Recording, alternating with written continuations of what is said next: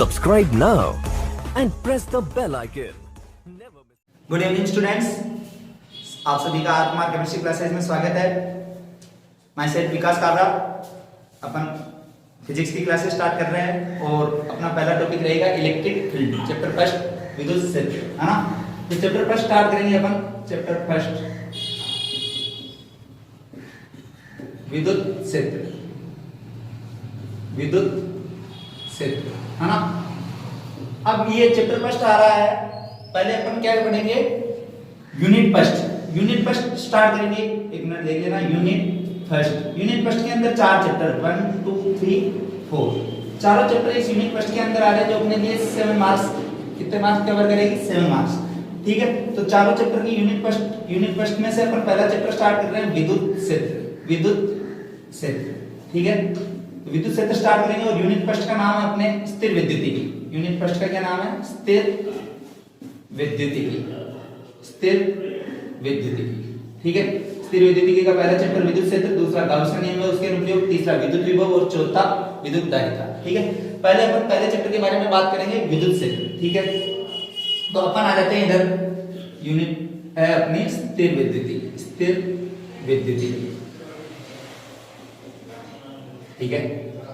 स्थिर विद्युतीकी। अब स्थिर विद्युतीकी अपन स्टार्ट कर रहे हैं, तो पहले अपने को पता होना चाहिए कि स्थिर विद्युतीकी क्या होती है। स्थिर विद्युतीकी क्या होती है, ये जो स्थिर, स्थिर मतलब फिक्स, एक जगह स्थिर, ये फिक्स हुई है, ठीक है। विद्युतीकी, यहाँ चारों चैप्टर में विद्युत से रिलेटेड अपन आवेश को करेंगे, आवेश को करेंगे, मतलब स्थिर आवेश के कारण। तो पहले ये क्या होता है, इसके लिए लिखेंगे अपन स्थिर विद्युतीकी, स्थिर विद्युतीकी, स्थिर विद्युतीकी मतलब स्थिर फिक्स विद्युतीकी, मतलब आवेश के कारण क्या हो रहा है। तो क्या करेंगे, स्थिर विद्युतीकी के अंदर क्या पढ़ेंगे अपन, भौतिक विज्ञान की वह शाखा, भौतिक विज्ञान की वह शाखा जिसके अंतर्गत स्थिर आवेश तथा उनके मध्य होने वाली अन्योन्य क्रियाएं, मतलब एक दूसरे के जो क्रियाएं होगी उनके मध्य होने वाली अन्योन्य क्रियाओं का अध्ययन किया जाता है, क्या कहलाती है, स्थिर विद्युतीकी, ठीक है। देखते हैं अपन क्या होता है। भौतिक विज्ञान की वह शाखा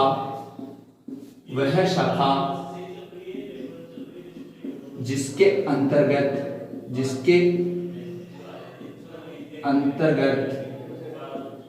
भौतिक विज्ञान की वह शाखा जिसके अंतर्गत स्थिर आवेश, एक वर्ड दिखाना था इसलिए इसको लिखा दिया, नहीं तो सीधा अपन परिभाषित कर दिया था, स्थिर आवेश, है ना। ये वर्ड इंपॉर्टेंट नया आया। भौतिक विज्ञान की वह शाखा जिसके अंतर्गत स्थिर आवेश तथा उनके मध्य, मतलब आवेशों के मध्य, उनके मध्य होने वाली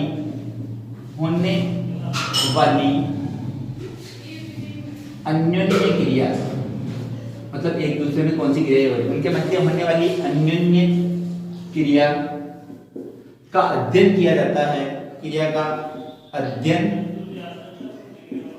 किया जाता है, क्या कहलाती है, स्थिर विद्युतीकी कहलाती है, स्थिर विद्युतीकी कहलाती है, स्थिर विद्युतीकी कहलाती है, ठीक है।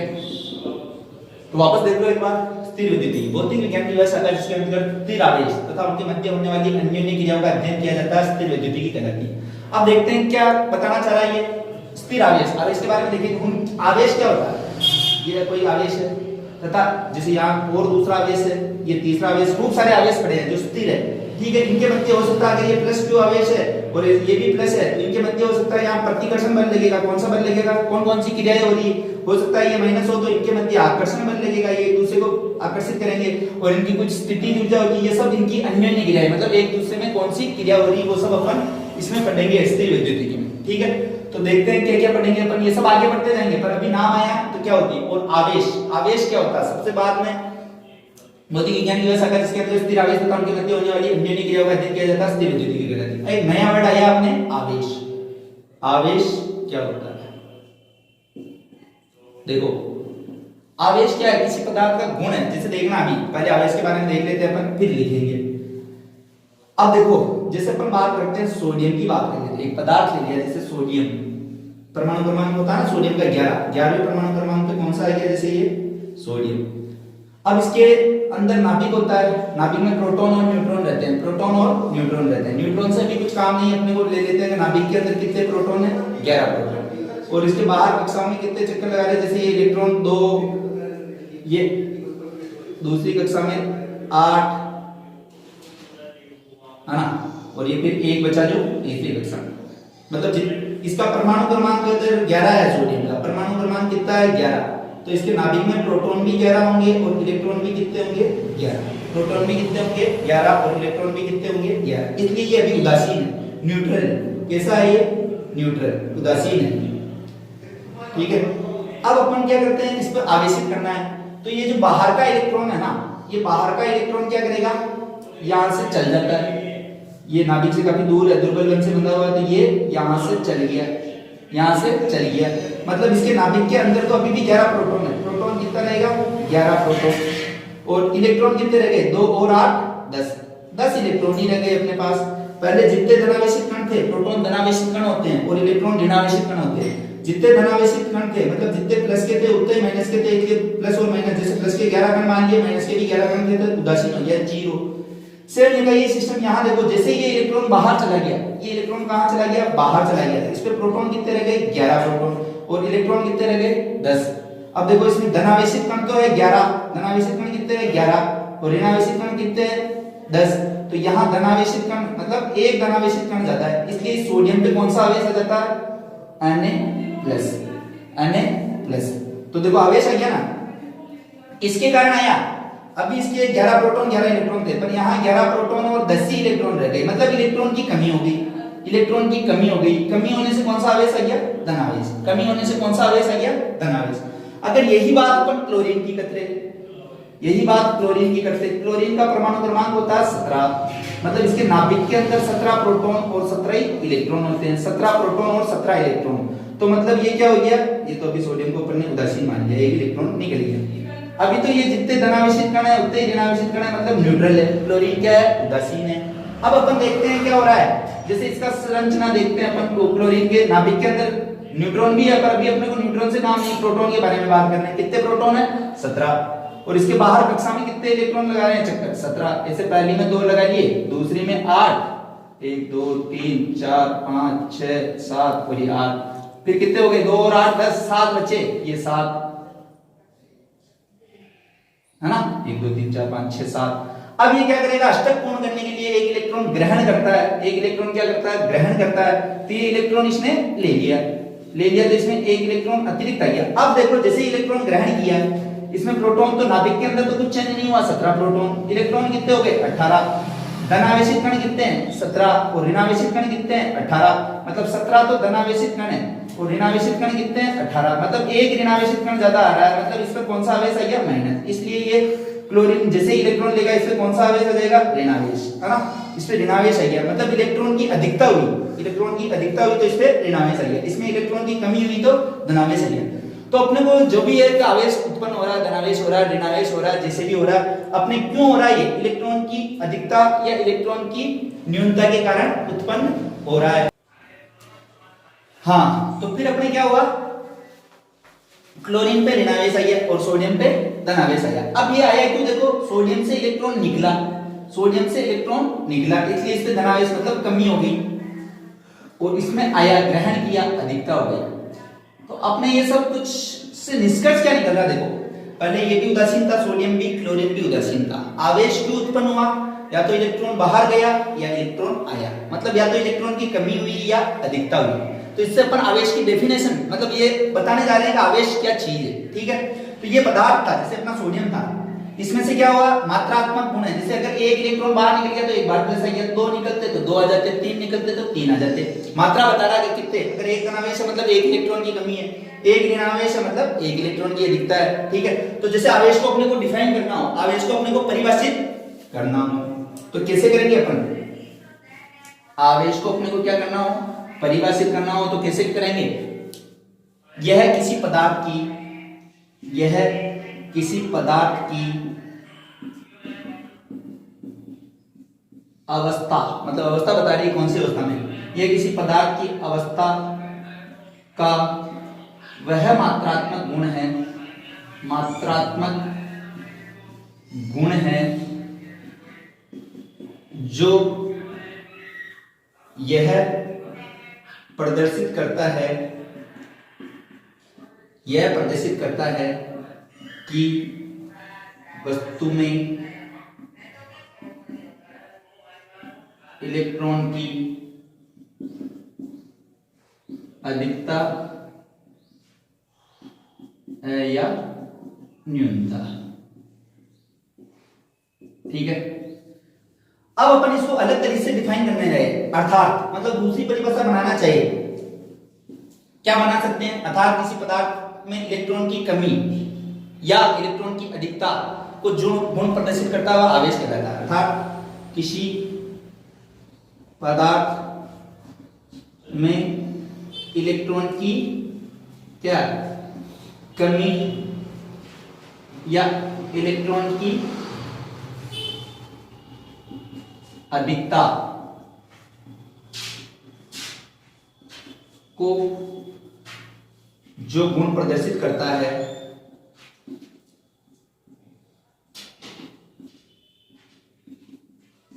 वह क्या कहलाता है? वह आवेश कहलाता है। ठीक है, मतलब अपने को क्या पता चल गया आवेश के बारे में? या ये तो इलेक्ट्रॉन की न्यूनता या इलेक्ट्रॉन की अधिकता को प्रदर्शित करेगा। ये गुण है मात्रात्मक। जो मात्रात्मक क्यों बताया? अगर किसी वस्तु पर, जैसे ये कोई सा भी वस्तु है, अगर इस पर +1 आ रहा है तो मतलब अपने को क्या पता चल जाएगा? एक इलेक्ट्रॉन बाहर चला गया। अगर +2 आ, 2 इलेक्ट्रॉन चल गए। अगर -2 आ रहा होगा तो 2 इलेक्ट्रॉन आ गए। ठीक है, तो ये आवेश के बारे में अपन ने देखा। अब आवेश भी अपन ने देखा था, एक तो कैसे आया था, जैसे सोडियम था तो वो आवेशित होकर कैसे बन गया? धनावेशित। क्लोरीन था तो क्या बन गया? ऋणावेशित। मतलब दो प्रकार के आवेश आ रहे हैं, धनावेश आ रहा है और ऋणावेश आ रहा है। दो प्रकार के आवेश आ रहे हैं। धनावेश सोडियम से सोडियम प्लस बन गया और क्लोरीन से क्लोरीन माइनस बन गया। मतलब दो प्रकार के आवेश आ रहे हैं। तो मतलब आवेश के प्रकार देखते हैं अपन। क्या देखते हैं? आवेश के प्रकार। ठीक है, ये दो परिभाषा होगी, किसी को स्क्रीनशॉट लेना हो तो ले लेना। ठीक है, अब अपन आगे चलते हैं।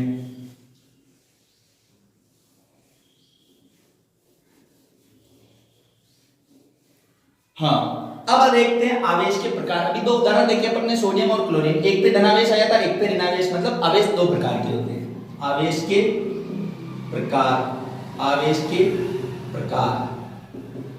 तो अपने को क्या पता चला? कितने प्रकार के होते हैं? आवेश दो प्रकार के होते हैं। आवेश दो प्रकार के होते हैं। दो प्रकार के होते हैं। कौन कौन से? पहला धनावेश, है ना, धनावेश, या ब्रैकेट में लिखना चाहो तो पॉजिटिव।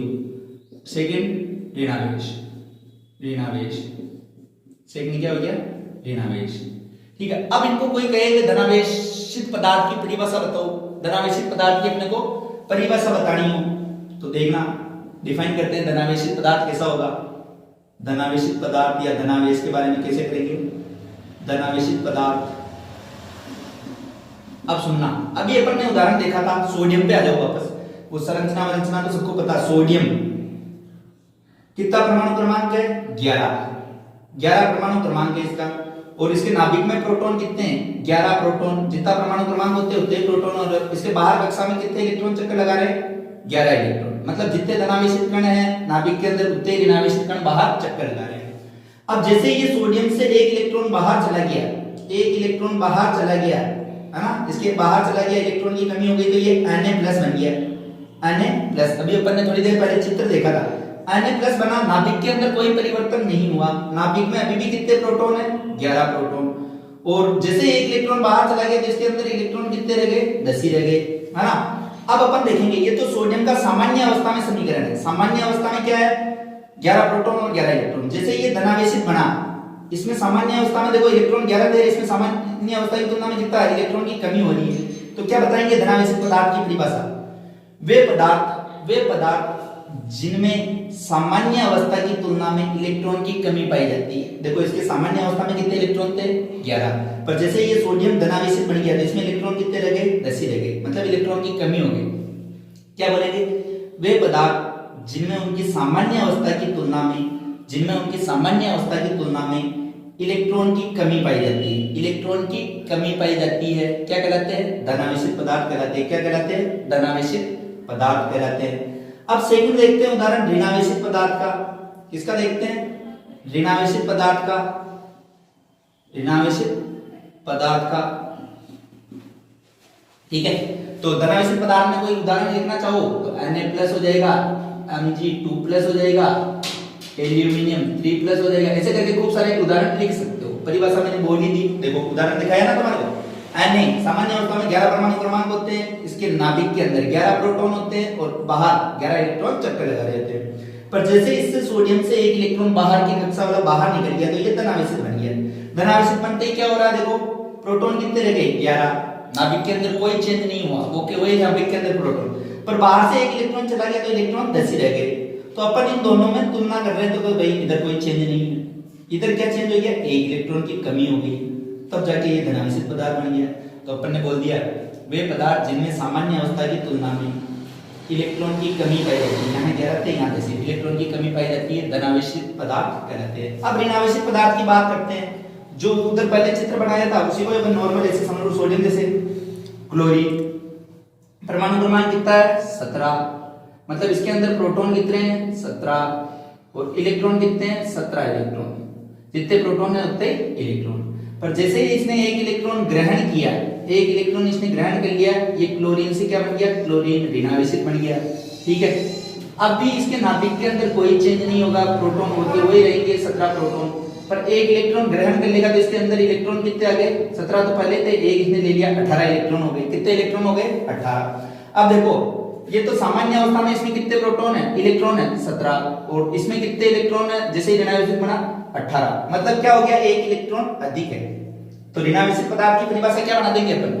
वे पदार्थ जिनमें उनकी सामान्य अवस्था की तुलना में इलेक्ट्रॉन की क्या पाई जाती है?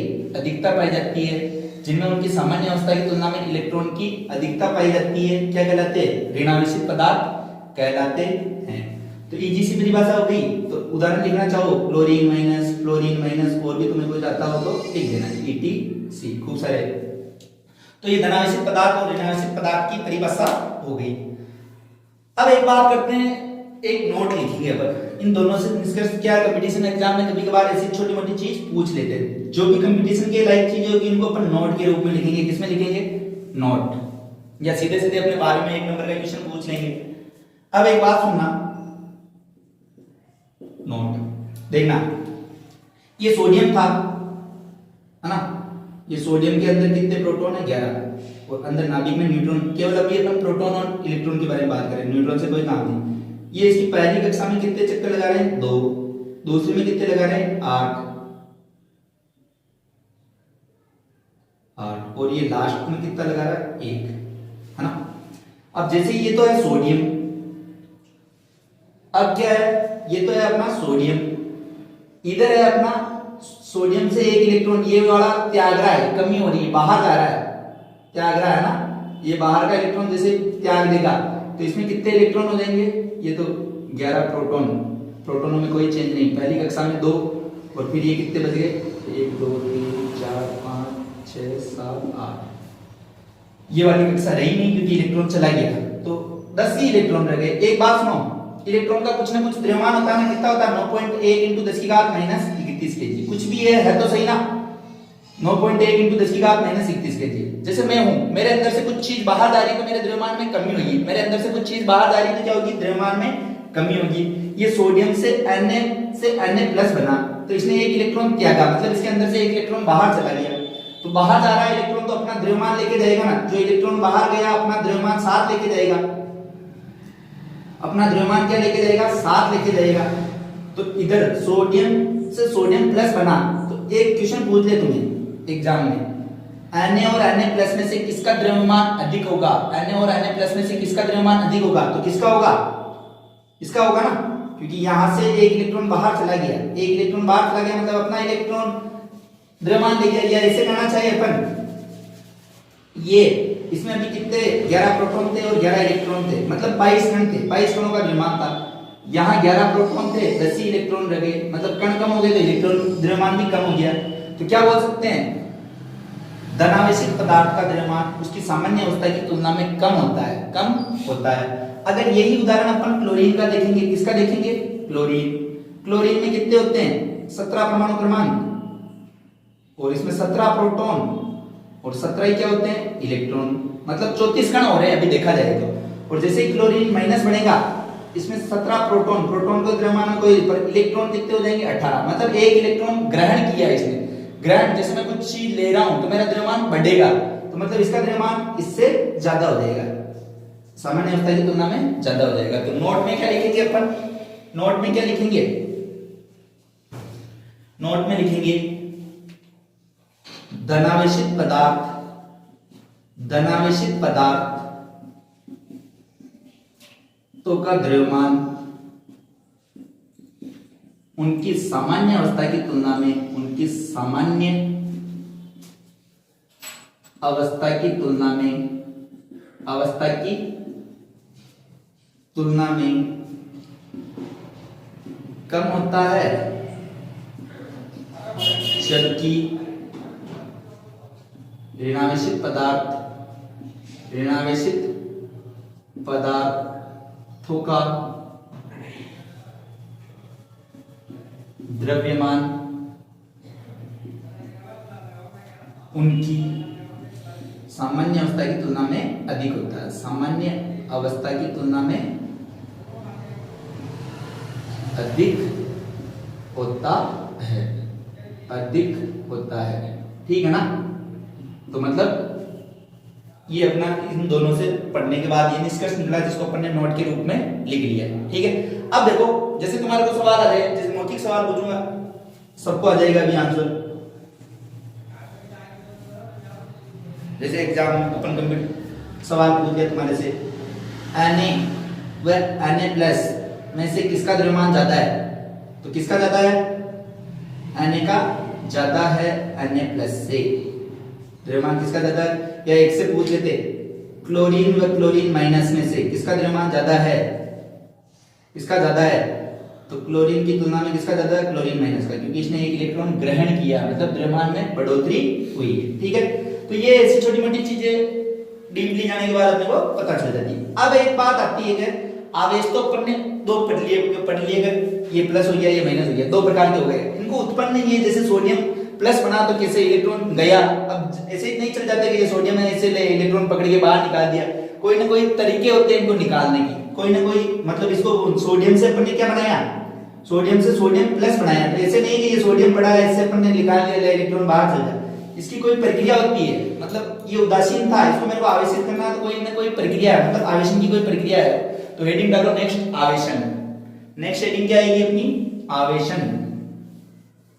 नेक्स्ट हेडिंग क्या आ गई कि इनको आवेशन कैसे करेंगे, जो उदासीन पदार्थ है इनको आवेशित कैसे करेंगे। तो हेडिंग है आवेशन। तो क्या था, जैसे ये सोडियम था, अनावेशित था या उदासीन था, जिसको अपन ने क्या कर दिया, ये सोडियम उदासीन बोल दो या अनावेशित बोल दो, इसको अपन ने किसी न किसी तरीके से क्या कर दिया, आवेशित कर दिया। तो ये जो प्रक्रिया थी, इसी को अपन क्या करेंगे, आवेशन। क्या करेंगे, आवेशन। तो परिभाषा क्या हो जाएगी, अनावेशित पदार्थों, या ब्रैकेट में लिख देंगे उदासीन, अनावेशित पदार्थों को आवेशित करने की प्रक्रिया, अनावेशित पदार्थों को आवेशित करने की प्रक्रिया क्या कहलाती है, आवेशन कहलाती है, आवेशन कहलाती है। तो लिख लो, छोटी सी परिभाषा है, कोई दिक्कत नहीं। अनावेशित पदार्थों, अनावेशित पदार्थों को आवेशित करने की प्रक्रिया, आवेशित करने की प्रक्रिया मतलब तरीका, अनावेशित पदार्थों को आवेशित करने की प्रक्रिया क्या कहलाती है, आवेशन, आवेशन कहलाती है। अब कितनी प्रक्रियाएं हो सकती है, मतलब कितनी विधियां हो सकती है, 3 विधियां, आवेशन की विधियां, आवेशन की विधियां। कितने तरीके से अपन इन पदार्थों को आवेशित कर सकते हैं। आवेशन की कितनी विधियां हैं, निम्न 3 विधियां हैं। पूरा लिखना चाहो तो ऐसे लिख लेंगे, आवेशन की निम्न 3 विधियां हैं, और टाइम खराब होना है। आवेशन की कितनी विधियां हैं, 3 विधियां हैं। कौन कौन सी है, घर्षण विधि, मतलब बाय फ्रिक्शन मेथड घर्षण विधि, दूसरी है चालन विधि, या इसी का एक और नाम है स्पर्श विधि या संपर्क विधि, स्पर्श विधि या संपर्क विधि, ठीक है। और तीसरी है प्रेरण विधि। तीसरी कौन सी है? प्रेरण विधि। तीसरी है प्रेरण विधि। इंपॉर्टेंट है प्रेरण विधि। क्यों? ऐसा का ऐसा टॉपिक 9वें चैप्टर में पढ़ेंगे अपन प्रेरण का।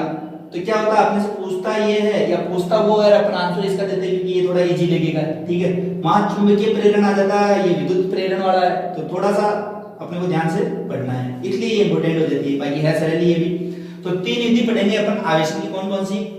घर्षण विधि, चालन विधि और प्रेरण विधि। घर्षण विधि में कुछ नहीं, घर्षण सबने सुन रखा है, जैसे वो 11वीं क्लास में वो सुना होगा कि सड़क पर चलते हैं तो उसके लिए घर्षण, अपने घर्षण की सहायता से अपन चल पाते हैं। या जब सड़क पर कोई बाइक वाहन चलता है तो उसके पहिए और सड़क के बीच में घर्षण, बिना घर्षण लाभदायक भी है, घर्षण के बिना अपन चल नहीं सकते। जैसे कांच वाली या पॉलिश वाली सरफेस पे अपना चलना मुश्किल होता है, घरों में गिर जाते हैं, कभी कभी मार्बल हो रहा होता है, उसमें गीला पानी और रखा होता है तो अपन गिर जाते हैं, क्योंकि वहां से घर्षण बिल्कुल, तो घर्षण अपने चलने के लिए भी चाहिए, चलने के लिए घर्षण आवश्यक है, बिना घर्षण अपन चलिए, पर ज्यादा घर्षण हो तो वो अपने नुकसानदायक भी है, ठीक है। तो कौन कौन सी विधियां हैं? घर्षण विधि, चालन विधि और स्पर्श, मतलब घर्षण विधि, चालन विधि एक ही नाम है, चालन और स्पर्श और प्रेरण विधि। पहली विधि है घर्षण विधि।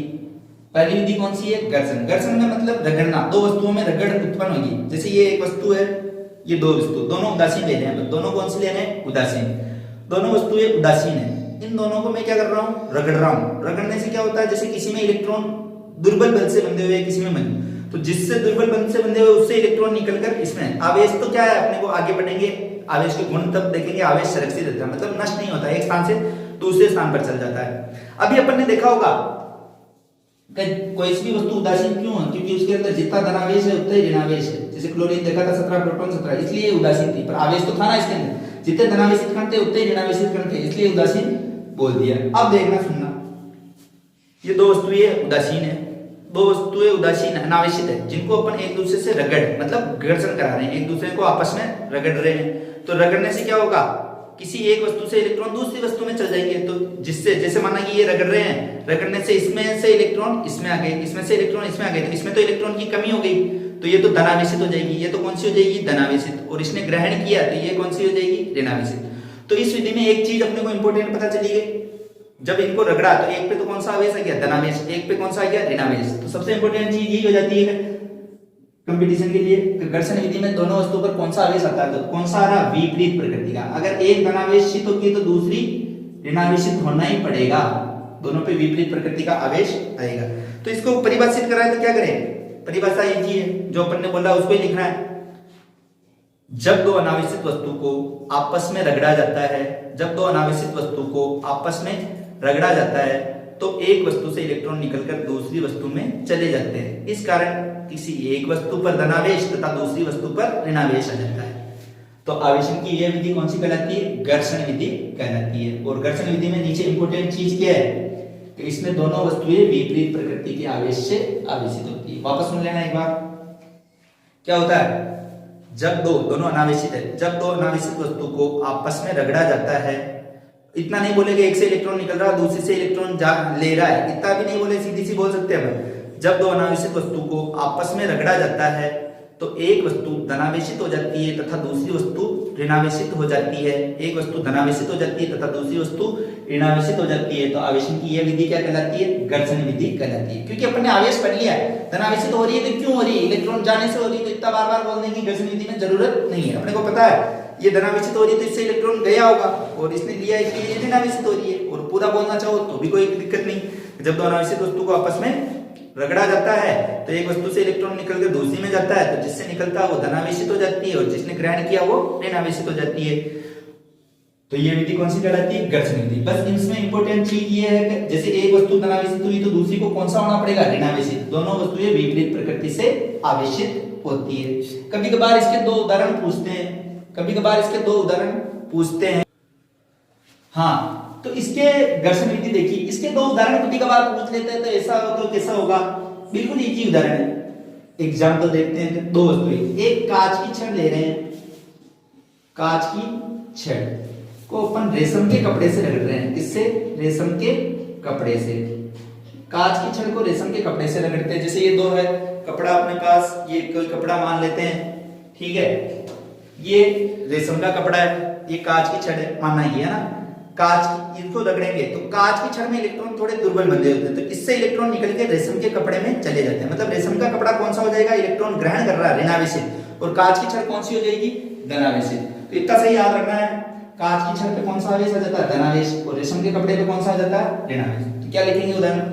जब कांच की छड़, इतना बड़ा लिखने की जरूरत नहीं अपने को, समझने के लिए इतना सही काफी है कि कांच की छड़ को किससे रगड़ा जाता है? रेशम के कपड़े से। तो छड़ पे कौन सा आ जाता है? धनावेश, और रेशम पे कौन सा आ जाता है? ऋणावेश। क्यों? क्योंकि इससे इलेक्ट्रॉन निकल के इसमें चले गए। अगर कोई कहे सर पूरा बोले तो कैसे पूरा बोलेंगे? तो ऐसे बोलेंगे, जब कांच की छड़ को रेशम के कपड़े से रगड़ा जाता है तो कांच की छड़ से इलेक्ट्रॉन निकलकर रेशम के कपड़े में चले जाते हैं, इसलिए कांच की छड़ पे धनावेश आ जाता है और रेशम के कपड़े पे ऋणावेश आ जाता है। तो इतना बड़ा लिखने, केवल एग्जाम में ये पूछ लेते हैं कि जब कांच की छड़ को रेशम के कपड़े से रगड़ा जाता है तो धनावेश किस पे आता है? ऋणावेश किस पे? तो इस पे धनावेश, इस पे ऋणावेश। एक और उदाहरण देखते हैं, एबोनाइट। कांच की छड़ की जगह एबोनाइट की छड़ ले रहे हैं, एबोनाइट की छड़, इसको अपन बिल्ली की खाल या बिल्ली की फर से, बिल्ली की खाल या फर से रगड़ रहे हैं। तो जस्ट एक चीज याद रख लो, ऊपर वाला याद रख लिया प्लस माइनस, तो इसका उल्टा इधर कर दो। पहले कांच की छड़ पे प्लस आया तो इधर माइनस, इधर प्लस। क्या है, बहुत बार कंफ्यूजन हो जाता है अपने को कि कौन से पे प्लस था कौन से पे माइनस। अगर दोनों उदाहरण याद रखोगे तो ये भूल जाते हैं अपन। एक ही याद रखो अपने को, कांच की छड़ पे कौन सा था? प्लस, इस पे माइनस। तो फिर कौन सा आया? एबोनाइट आया। तो भाई अपने को पता है कांच की पे अगर प्लस आया तो एबोनाइट की पे कौन सा आ रहा? माइनस। मतलब ये तुलना करने के लिए, अगर कोई कंफ्यूजन होता है कि कैसे यार दोनों को याद किए भूल गए कि कौन सी छड़ पे क्या था, एक को याद कर लो, कांच की छड़ को रेशम के कपड़े से रगड़ा तो इस पे धनावेश और उस पे ऋणावेश। फिर उल्टा, जैसे कोई एबोनाइट की छड़ का बिल्ली की खाल का पूछ ले तो कांच की छड़ पे आ गया था धनावेश, तो इस वाली छड़ पे कौन सा आ रहा है? ऋणावेश। मतलब इसमें क्या हुआ, बिल्ली की खाल से इलेक्ट्रॉन निकल के इस पे आएगा, इसलिए बिल्ली की खाल पे धनावेश और इस पे ऋणावेश। तो ये छोटे मोटे दो उदाहरण थे, कभी कभार पूछ लेते हैं इसलिए ये लिखा दिया मैंने। तो घर्षण विधि, और दूसरी अपनी कौन सी आएगी? चालन विधि। चालन विधि को अपन नेक्स्ट क्लास में कल पढ़ेंगे, ठीक है। तो इस चैनल मतलब अपना वीडियो अच्छा लगा हो इसको लाइक करें, सब्सक्राइब करें, ठीक है, और कंटिन्यू ज्वाइन करें आर कुमार क्लासेस।